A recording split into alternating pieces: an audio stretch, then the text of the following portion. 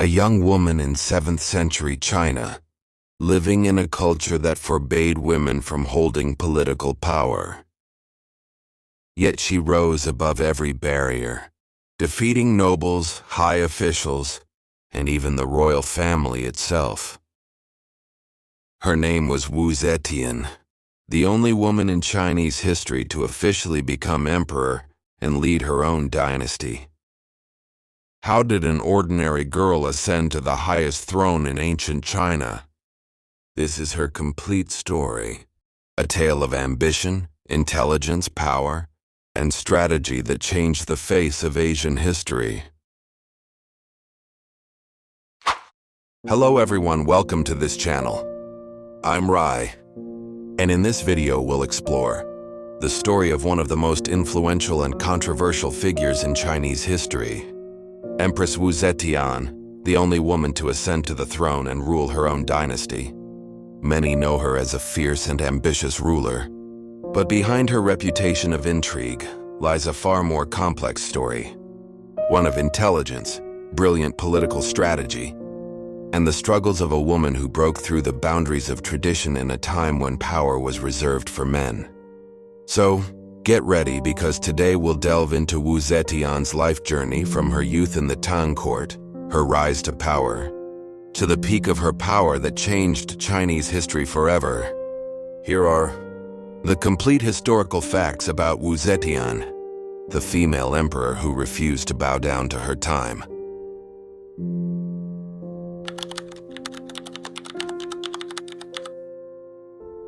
Wu Zetian was born around 624 CE in Wenshui, Shanxi, to Wu Shihuo, a rising military official during the early Tang Dynasty. Her mother, Lady Yang, came from a scholarly family, so their household was quite well connected with the world of learning. From an early age, Wu Zetian displayed a striking intellect.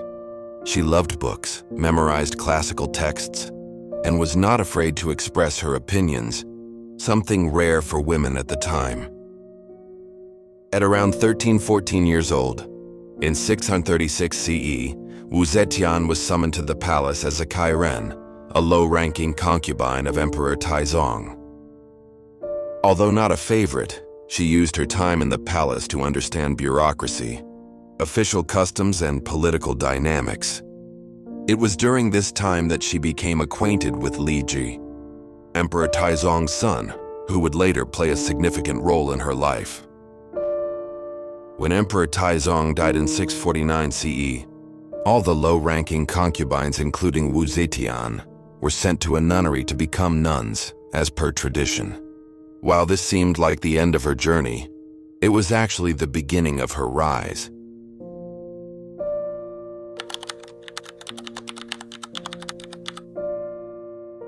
After a brief period living in a monastery, Wu Zetian again caught the attention of Li Ji, who in 649 CE ascended to the throne as Emperor Gaozong. He often secretly visited the monastery where Wu Zetian resided. Shortly thereafter, around 650 CE, Wu Zetian was recalled to the palace as a royal concubine. With her intelligence, composure, and ability to read political situations, she quickly rose through the palace hierarchy. However, her new position brought significant conflict with Empress Wang and consort Xiao, the two most powerful women in the palace at the time. This rivalry culminated in 654 CE when Wu Zetian's infant died mysteriously. Wu blamed Empress Wang for the death. Although historians still debate the true story, this incident weakened Empress Wang's position and tilted the political balance in Wu Zetian's favor. Then in 655 CE, after a complex political process, Wu Zetian was successfully enthroned as Empress Gaozong. This position gave her significant official power and influence within the government.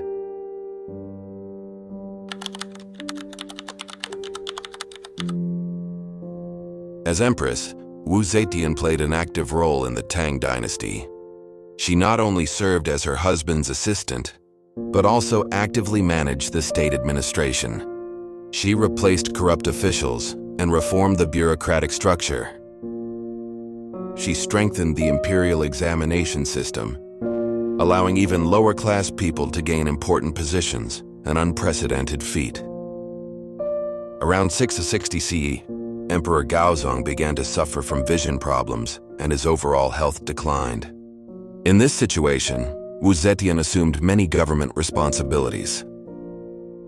The two effectively ruled together, leading to the era often being referred to as the Two Emperors. Under Wu Zetian's influence, the country underwent a decisive but effective reorganization. She tightened military control, reorganized the economic system, and encouraged the development of culture and literature. When Emperor Gaozong died in 683 CE, their son Li Jie ascended the throne as Emperor Zhongzong. However, his reign was short-lived.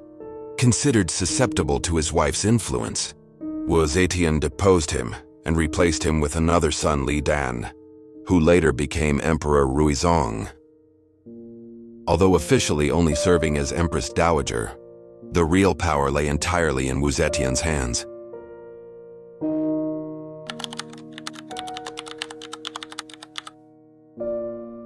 After controlling the government from behind the scenes for several years, Wu Zetian finally took an unprecedented step in Chinese history. In 690 CE, she formally forced Emperor Ruizong to abdicate and declared herself emperor. She established a new dynasty, the Zhou Dynasty, making her the only woman in Chinese history to officially hold the title of emperor. As emperor, Wu Zetian continued the reforms she had begun. She expanded meritocracy, provided opportunities for talented lower-class citizens, strengthened border defenses, and supported literature, education, and government innovation. Her reign was considered stable and productive, especially compared to the previous period of political conflict. However, by 704-705 CE, her health began to decline. High-ranking officials saw this as an opportunity to restore power to the Li family. In 75 CE, a peaceful palace coup was carried out, and Wu Zetian was forced to abdicate. The Tang dynasty was restored to power by her son, Emperor Zhongzong.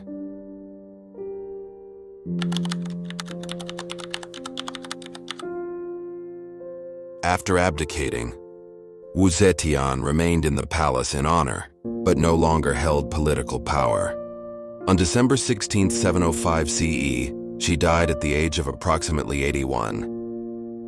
Wu Zetian was buried alongside her husband, Emperor Gaozong, in the Qianling Mausoleum, one of China's most famous imperial burial sites. Wu Zetian's tombstone was left blank, symbolizing that only history can judge her life and reign. Wu Zetian's legacy continues to spark debate. Some call her a cruel ruler. Others see her as a brilliant reformer who opened opportunities for talented citizens. Some view her as an ambitious woman who defeated her opponents, and still others see her as a visionary leader who transcended the gender boundaries of her time. Regardless of these differing views, Wu Zetian remains a historical phenomenon that cannot be ignored. In the vast expanse of Chinese history, filled with the rise and fall of dynasties, Wu Zetian's name remains an undeniable figure. From an ordinary girl, she traversed a winding path to the highest throne, shattering boundaries thought impossible. Her legacy is not only about power, but also about the courage to challenge the rules of the world. Okay everyone, if you enjoyed this video, don't forget to hit the like and subscribe buttons below to encourage me to create more content like this. Okay friends, I'm Rai, goodbye, see you in the next video.